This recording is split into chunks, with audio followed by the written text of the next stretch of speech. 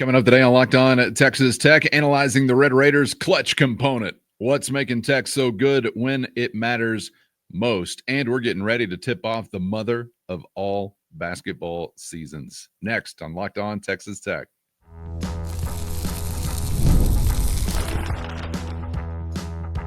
You are Locked On Texas Tech, your daily podcast on the Texas Tech Red Raiders. Part of the Locked On Podcast Network, your team every day. Great to be with you again on Locked On Texas Tech on the Locked On Podcast Network, your team every day, always free and available on YouTube or anywhere you get podcasts. And thanks as always for making us your first listen. Today's episode is brought to you by Gametime. Download the Gametime app, create an account, and use our code LOCKEDONCollege for $20 off your first purchase. With the only Chris Level, I'm Casey Cowan.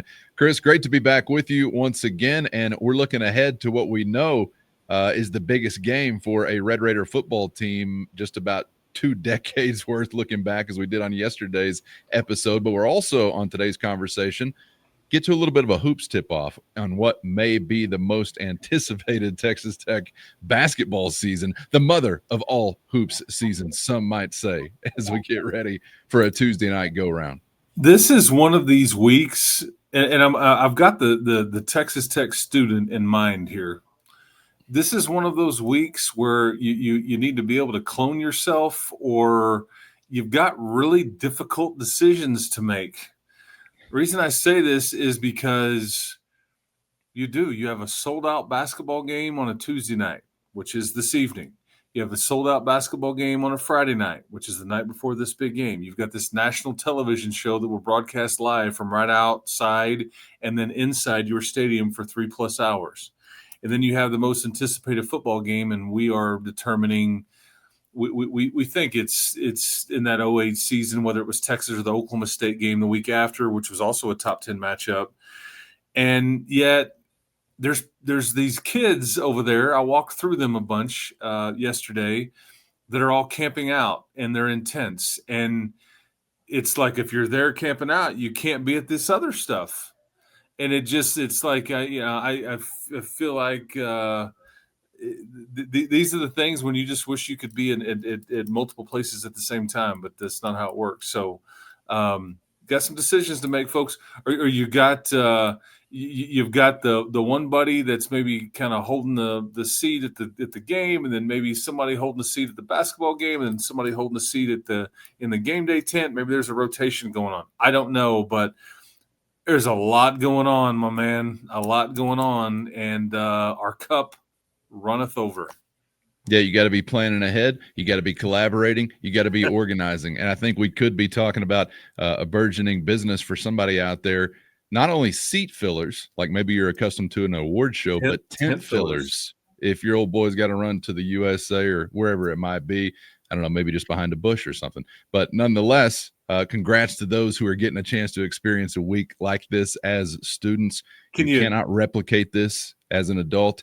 If I or Chris were to go down, tell the wives we're sleeping in tents for the week, it'd be a long conversation. So savor it while you can, because it's a very specific window of time where you can do something like this. Yeah, can you order that up on Instacart? Possibly. And I'm speaking for you. I don't mean to speak for you inaccurately. Would the wife be okay with a week-long camp out for Chris Level? She knows that I would be want no part of that. I'm not. I'm thinking of, like, if you're needing a tent filler or a seat filler, can you shop for one of those on Instacart? But yeah, it's I mean, in my kind of walk through the campus yesterday when I was going to a press conference and everything like that. We've got TVs plugged into the side of the Womble. We've got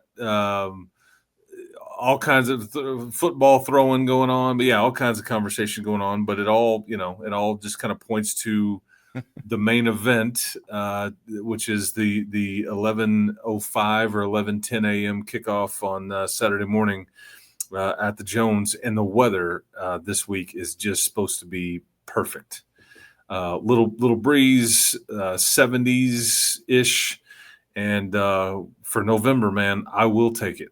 Yeah, no doubt. We'll circle back to what's happening at the USA coming up in just a moment. But I want to start off on a football front and a couple of different ones as we got a chance to take a listen to Red Raider head coach Joey McGuire to kick off the week. Couple of thoughts on what we saw from the weekend that was, and of course looking ahead to BYU as well. I want to get to, of course, one side of the ball in particular that's been under the microscope, Chris, that being the offensive side of things. Sans a starting quarterback, it's felt like a little bit of a slog. You get your starting quarterback back, and while there were some tough, grinded out kind of moments, we did see a return to some explosive plays. We also saw a return to something that I want to kick off the conversation with, and that was really stretching your legs down the stretch. And this is not just an offensive thing, because the defense obviously had a big impact on this in the fourth quarter as well. But winning the minutes that really matter the most is something that this team has been doing. It's not only in the fourth quarter when those come. You hear often Joey McGuire referencing a middle eight kind of window as they break the game up. But regardless of how it shakes out, Texas Tech has been successful in these areas for the most part this year. And I think that is one sign of a well-built and solid team, Chris, because it takes something kind of intangibly to really sort of stick with it, keep chopping wood, and then maybe have a chance to fell the tree by the time you get to the fourth quarter. Let's take a listen to Red Raider head coach Joey McGuire talking about their success as the game goes on, and even some late-game heroics being in the mix. One of our plans to win, to win the fourth quarter, we almost take it, whenever we talk about the game, we try to break it up. And, you're starting off the first quarter. We always talk about the middle eight. We won the middle eight 16-0, which was huge. And then the fourth quarter takes a life of its own. So it's almost like a game within the game. And, that's the one thing I always tell them whenever we call them up in that fourth quarter and we got our fours up is like, hey, let's go win the fourth quarter. We were up at that point, and we have been besides one game. And so it was like, hey, look, if we win the fourth quarter, we win the game. So let's go dive into it. And by this point in the year, Chris, the confidence has to really be growing for the team and their ability to have success in the second half or late in the game. And last I saw, Texas Tech was, I believe, a top 3 or 4 team in the nation, certainly top 3 when it comes to power conference members only. Whenever it comes down to points per game in the fourth quarter, it has not just been sort of a trend. It's been a characteristic, I guess, at this point of the team's identity. Yeah, what's interesting is as you look like a seasoned box scorer, where you've been the best, because I'm thinking like we've talked a lot about this. You outlast teams, you really pull away at the end, and all these things. We've seen this movie with the Utah game and the Kansas State game that we just came off of. In the first quarter, it's 119-13. Now, some of that probably skewed because of the non-conference, but the point is that I think you've got a point differential of like 90. You're a plus 94 in the second half, okay, with what you're scoring in the third and fourth quarter versus the other guy. So basically, you're on average scoring about 10 more points a game than they are in the second half, and I think a lot of that is because, and this is something we can get into as the week goes along, but the fourth quarter obviously is a big deal. Captain Obvious, I get it, and some people like roll their eyes with the whole fourth quarter because everybody does it, but it is it is a real thing. You better take care of business at the very end. Because so much of what you could have done in the first 3 quarters or the first 3.5 quarters can be undone in these one-score, very close games. Your tempo on offense and your willingness to stick to the run game in most of these games, that wears on people. I think this is also BYU's MO. This is kind of what they've they have an identity. They lean on you, and then I think it kind of at some point the dam breaks. So I think that there's a lot of similarities between these two teams. But yeah, that's kind of been Joey and everybody's MO around the Texas Tech program for this season, certainly. I think if you're a sound football team, which does have to include a ground game, then you have this kind of ability, and you're not really surprised when it shows up, Chris. But we've seen before where maybe you were a little more smoke and mirrors oriented. And I don't mean like trickeration necessarily, but it was kind of like working around the trenches or working around not having a defense or something like that. And I don't know how many times, like in a Mike Leach era third quarter, I'd be saying, we need a lot more points still. And we may have been partying through the first half like nobody would believe. It could be 28-6 or something like that. But we all know that things tighten up. Stamina starts to impact you. Maybe guys getting dinged up, whatever it may be. And you lean on those things that are reliable. And for the most part, defense, dominating an offensive line of scrimmage through a ground game or whatever. I mean, that's always going to be a part of it. And we finally got it in the stable, it seems like, this year. Do we have we really paused and like we've talked about these individual players. We talked about the 5 takeaways on Saturday. We've talked about a lot of things, but Calvin, we had multiple conversations in the summertime about what's realistic on a defensive jump. What will it require, for you to get to where you want to go? Because you were in the 126th or 130th pass defense and 126th overall total defense. I mean, like everything was just about rock bottom, not just in the Big 12, but in the country. And yet you were still in a position to have a good season last year. But I think the jump that they have made has far exceeded anyone's expectations. At least that's what the numbers show. Yes, we have focused on the storyline of David Bailey and the sacks, Romello Height, the plays made, the linebacking crew, specifically Jacob Rodriguez. We've talked a lot about Bryce and then Cole Wisniewski the other day and Sheil Wood and all that. The numbers here, I just want people to like to take a picture and like remember this, because these are things that you're like, what year is it? Like, have I been, what's going on? You are number one in the country in rush defense. You're giving up 74 yards a game. There is nobody better. We talked about total defense and all that stuff. Could you be 40th best? Could you be fit in the top 50? Is it too much to ask? Could you be a top 25? If so, what is that going to get you? Well, what happens if you are in total defense? What happens if you're 10th in the country? I mean, we just, these weren't like scoring defense. You're 5th in the country.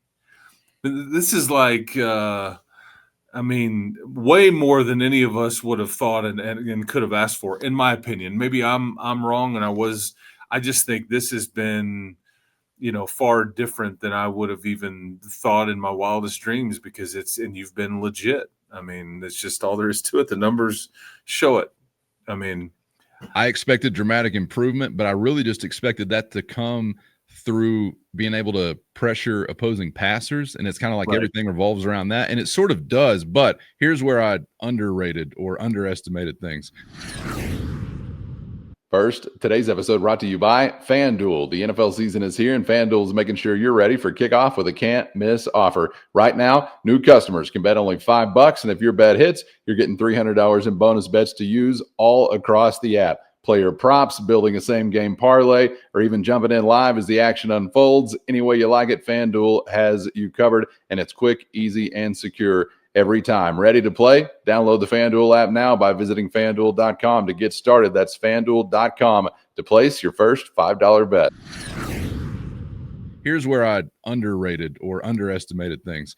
The linebacker group around Jacob Rodriguez. I think Ben Roberts is putting together a really good year, and John Curry just sort of a total surprise that he could man a spot as what started out as sort of a B option or maybe even just a wild card option at the star. I mean, I don't even know if he was lining up with that group to begin camp, but either way, he turns into a really good player, and all of a sudden your linebacker room, with that one included, is just off the charts. Bryce Pollock, one of the best cornerbacks I think you've had in a considerable amount of time. I sort of think about Zach McPherson as a recent stop as far as a guy that played really well. But and in the NFL? It's sort of a barren landscape, Chris. I was trying to put together that list like, okay, Bryce Pollock is the best since when? I did have to stop at Zach McPherson because he was a ball hawk, no doubt, and that was sort of recent. But the list is not heavily populated of tremendous cornerback play. There's no question. But I understated that or underestimated that. I got to say the very back end. Chapman Lewis is a delayed arrival. That's not great news because I really liked him last year. And then Cole Wisniewski, love your game. Hadn't been on a field in a while. And how's it going to translate? I don't know. It translates very, very well. All conference level translation, Chris. So there are some things that came to fruition that we expected, but there's a whole lot more around that. The Bailey or the Height or the Hunter or the Rodriguez that, Yeah, just blowing me away. I underestimated it coming into the year. I mean, yeah, I just it is worth noting, and I think that again, more work to be done. But to this point, it's just your little experiment or your proof of process, proof of concept, as far as how you got here and what you did and the measures you used to get to this point. I would say that whether it was the hiring of a coordinator or the way you put the players together or the way it seemingly, man, like, yeah, thumbs up, man. Like, hey, I see you. You know what? Hey, keep doing it. Can you do it some more? Like, I like this. This is fun. I'd ride this ride again. But I'm wondering among among James Blanchard's crew, like who's getting another comma on the check, who's getting another zero maybe this Right. offseason, because they're hitting. Well, they may be all about to if Joey gets an extension, and I think he will. And like I was asked, because at some point we'll start talking about QB portal. I've already been asked a million times about this off to the side. I mean, so because people they're focused on the here and now, but then there's always the eye on, okay, what do we got? What's coming next, man? Like, what's next year's team going to look like, or what are we going to do in the portal? Yeah. I was asked, and we'll get to all that at some point on these shows, but I was asked about the greatness of Jacob Rodriguez recently, right? And it's impossible to replace him. Who are you gonna go find in the portal to replace him and all that stuff, folks? Cowan just nailed it. He's explaining to you. And I'm sure some people are like, well, of course, but other people are not like paying attention. The replacement is right in front of you, and he's really good. He's special. He's maybe even playing out of position, and he's a freak. He is all in, and he wears number 6. This is who will replace Jacob Rodriguez, and he's going to make his own name and his own. I mean, his middle name is Effin, because that's what they all call him around the campus, like John Effin Curry. This is the truth, okay? I'm not like trying to be funny. I'm like laying it out for you. This is the reality of, and he is the best kid, like his teammate that wears number 10 and his teammate that wears number 13 and all that stuff. So just hang out for a bit, and it's okay to worry about the here and now, but the future is going to be just fine.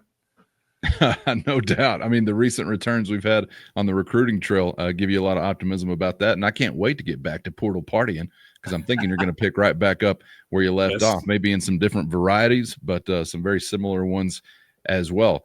Chris, I want to sort of flip to the other side and leave the defense there for just a moment, because we've got to talk about Mac Leftwich's group with Baron Morton now back in the mix. And before we get to that, most recently we saw, of course, 2 weeks where you had point totals on the board that gave you a chance to compete in the fourth quarter. Obviously, Oklahoma State, you blow them away. I know there were non-offensive points and some help from special teams that kind of allowed you to get to the total that you had. Offensively, maybe you were in a 4-touchdown kind of range or so.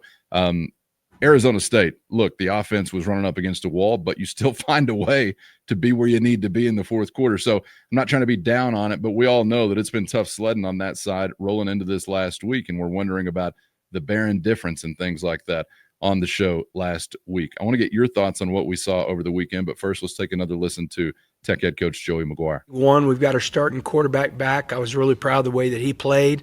The 2 runner backs, Jacoby and Cam Dickey, are playing as well as anybody in the country, combination running backs. You look at Cam's leading the Big 12 in touchdowns.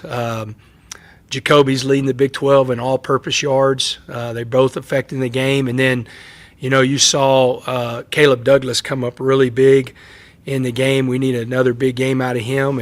And Reggie Virgil, had a big catch, a big deep ball, made some plays. And so got to have him going. But it was great to have TC back. He's a guy that has great hands, can high point the football. And then he's got a lot of, he had some yards after catch that made a huge difference on Saturday. And so all of our guys, every single one of them, need to come up and play really big. And I think it's important. I mean, Coy's got to have a really good game as a punt returner, but also, as a receiver. And then we got to have everybody on the field do a great job of perimeter blocking. I thought we did a good job. I felt like Jacoby should have had 200-plus yards if we're better on the perimeter on the backside of the play, and that's going to be the challenge to the tight ends and the receivers this week is, make sure you're playing the play all the way through the whistle on the backside of the play.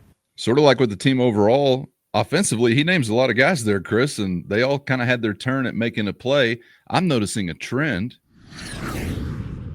First, today's episode brought to you by Gametime. Have you ever decided at the last minute to head to a ball game with friends or family? Maybe it's game day and you suddenly feel the call of the stadium. That's exactly where Gametime comes in. It's the easiest way to grab last-minute tickets without the stress. And with the money you save on tickets, you can then splurge on foods, drinks, gear, and more. Gametime makes it all possible. And best of all, Gametime makes buying tickets fast and simple. Prices on the app actually drop the closer you get the first pitch, and they've got incredible last-minute deals, clear seat views, and a lowest price guarantee that takes the worry out of buying. And if you're like me, you get tired of endless scrolling trying to find the best deal, and that's why Gametime's Zone Deals is the go-to move, since it automatically picks the best seats in your section for you at the best price. And as always, you can get a view from your seat right there in the app, so before you buy, you know exactly what you're going to see. Take the guesswork out of buying tickets with Gametime. Download the Gametime app, create an account, and use our code LOCKEDONCollege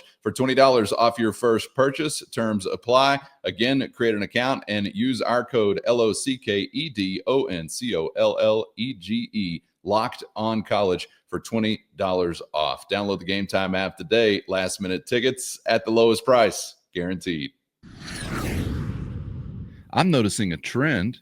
You get healthier, maybe you're better offensively. Maybe that's just me. Yeah. But by the way, I would love to turn this podcast into just like a Terrence Carter fan club podcast. I mean, you can. Oh, we already were that. We are, but get a shirt or something? Yeah, I just like you had 122 yards after the catch as a team. TC had half of that. Right. I mean, it's just like amazing how much easier sports football gets, offense gets when you throw somebody a 5-yard pass and they run down the field, 45, 50 yards and are just trucking people. I mean, I'm here for it, especially him. I don't know what it is. I think we had that one pegged back in August, and he's just been as good as advertised. And imagine what he would have been able to do had he been healthy all along, because he's battled through a lot. But these are the kinds of games why you have him here. What is coming up, because I just think there's a direct correlation into that run game getting fixed and him being back, and then your kind of mismatch. He's the ultimate kind of connector / hybrid player that just it puts the defense in conflict. And I keep people are wanting Coy Aiken to be more involved. He was only targeted one time on Saturday. And we've got this questions on the mailbag, and I've got some questions to me off to the side about what's the deal with our backup receivers? Why are we not rotating it out? You remember these questions? Like, what is the deal? I hope people are like can like stop and think about some of the math here. You had 76 plays on offensive plays on Saturday. You ran at 44 of those. There's just not a lot of other opportunities and Leighton Stone and Micah Hudson did play. They came into the game. But when you're running, multiple tight ends, which, I mean, I'm sorry, but I'm just not willing to take Terrence Carter off the field to put a backup receiver in. I just don't know if that's the smartest thing to do. Also, Chris, I'm not willing to do anything that may sacrifice some ability for the rushing game. I'm not pulling any trigger that could possibly hurt that. And so it's just a byproduct of, again, as we've tried to say, you're not running as many offensive plays in these games as the norm 10 years ago. Hey man, we can get to over 100 plays, or man, we only ran like 83 plays a day. It was kind of we remember this. It's a different deal with the way the clock works and all the stuff, right? And so I just am trying to. It's just a bit different. So there's not as much opportunity for the younger guys, but yes, your better guys are clearly better than the backups in this case. It's just the way it is. You are trying to swing for it. You are playing high stakes poker, and you're not, unless you just have to, you're not going to not have your best out there in the majority of these games. That's just the way it's going to go, man. And now you're in this weird dynamic. Was the last touchdown to Caleb Douglas style points? Was it ultimately trying to put it away? I don't know, but I'm willing to listen to these arguments because this is the reality of where you're at right now. Whether it was intended or not, this is, I don't think Kansas State took offense to it, but I mean, I'm like, I'm going to throw one in the end zone. CD's going to catch it, and okay, we've officially taken them out. It's over. Like they are eliminated. Delete, right? So I don't know, man. But I just trying to give everybody like context of kind of why things are the way they are. But it's just a high stakes poker game, man. So you're kind of focused on your TCs, your 3 wideouts, John Carlos Miller sprinkled in, your 2 wideouts, the end. I feel like Miller even gets squeezed sometimes, Chris, and there are a few times where Dickey and Williams are on the field at the same time. You can only take 11 out there, and you need at least 5 offensive linemen. That's what I'm saying. It gets – yeah. And you've said this over and over, like which one are you pulling off for this guy or that guy? They've got it figured out, I think, and am curious to see – I know we'll get back to this week, but curious to see the 5 up front. We saw Cash Cleveland in the mix again on Saturday against K-State. So that'll be something to keep an eye on, but we'll get back to that as we roll through the week. And we get back to playing Availability Report, one of America's favorite games running this time. Chris, before we get out of here, I'm not going to make you dive into your Lindenwood scouting report yet. He's already got it ready, though, folks. Make no mistake. He's got it. He's willing to roll it out. I don't know that we have enough time. I want to ask you a simple question, though, because I'm so geeked up for Grant McCasland and the Red Raiders to get back on the floor. I can hardly stand it, and I do not feel like I'm alone. Obviously, coming in as a preseason top 10 team will get your attention if it wasn't gotten given last year's finish and how things wound up. But I'm just wondering, man, you've gotten ready for a lot of Red Raider basketball seasons as a student or fan, or also someone that's obviously covered the games and called the games. Is this the biggest year there's ever been for this basketball program as far as preseason build-up? I'm having a hard time finding any other to compare to it. Yeah, and while we're wishing for stuff, we all wanted a night game this Saturday, right, with BYU. That was the preference, right? I mean, are we all in agreement there? It's not what we got. We're going to deal with 11 a.m. just fine, all that stuff. But we had our druthers. We were picking it. If I'm wishing for stuff, man, I would have loved for this basketball season to tip off next week, because it's just it's kind of what we talked about at the beginning of the show. There's just a lot going on at the same time. This is the highest preseason ranking you've ever had.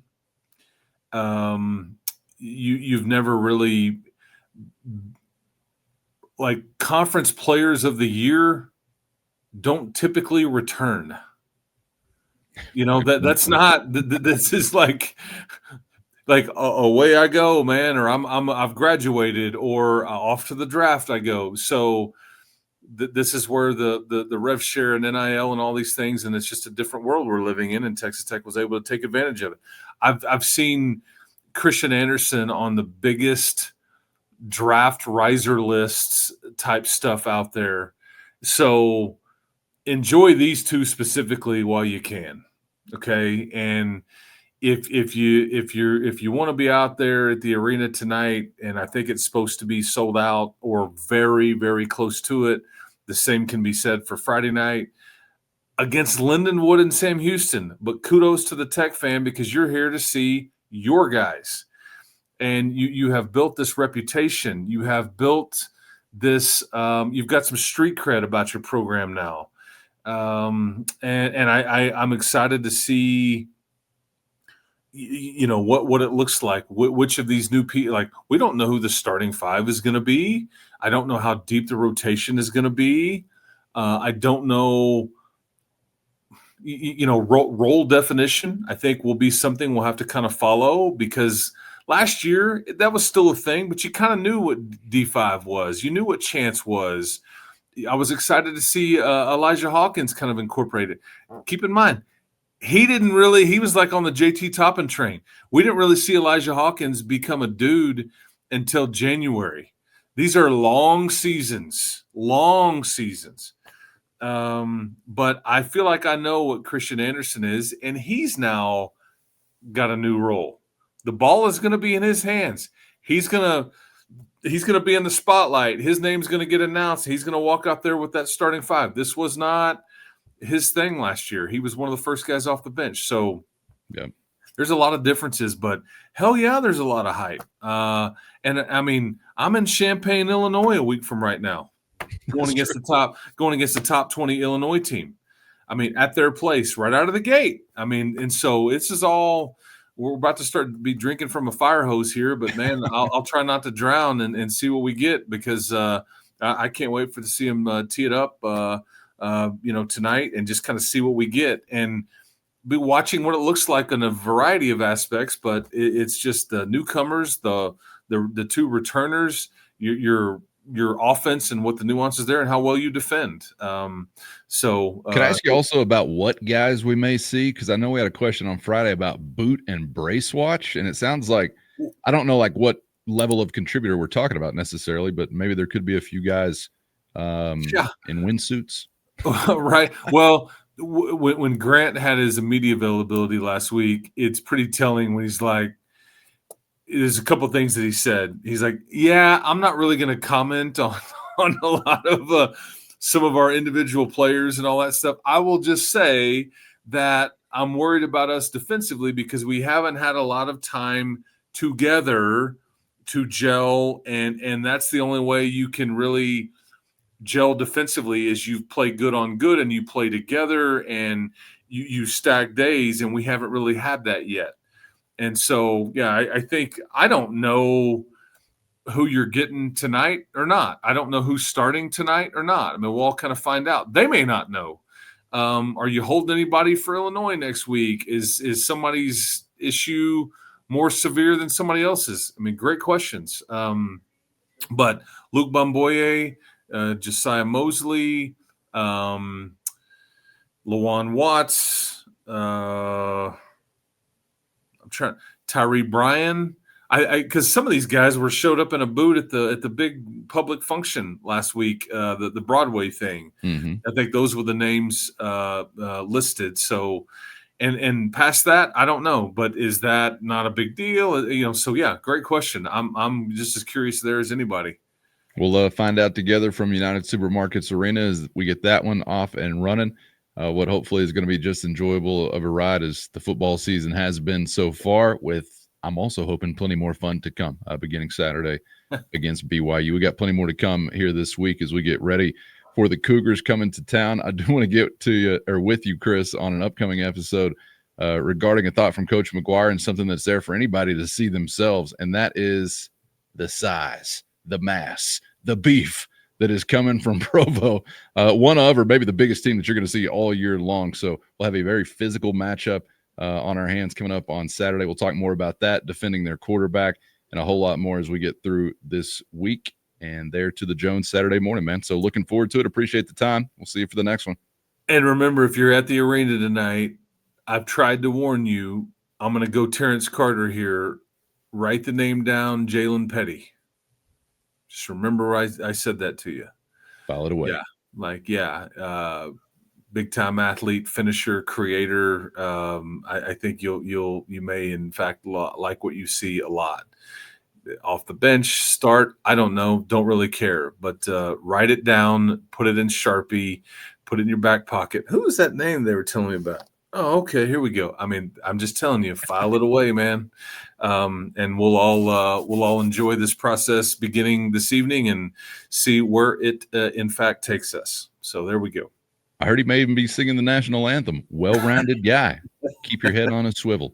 All right, Chris, appreciate you and everybody for being out there. Get subscribed on YouTube or anywhere you get podcasts so you never miss an episode. Of course, thanks to the Everydayers for always riding along in the Matador Mob as well. Hit our show notes and find a link to a free 14-day trial. If you're interested in joining that crew, it's your direct line to Chris and myself with one-on-one text sent straight to your phone. For Chris, I'm Casey. Thanks as always for the time. We hope to see you back for the next round on Locked On Texas Tech.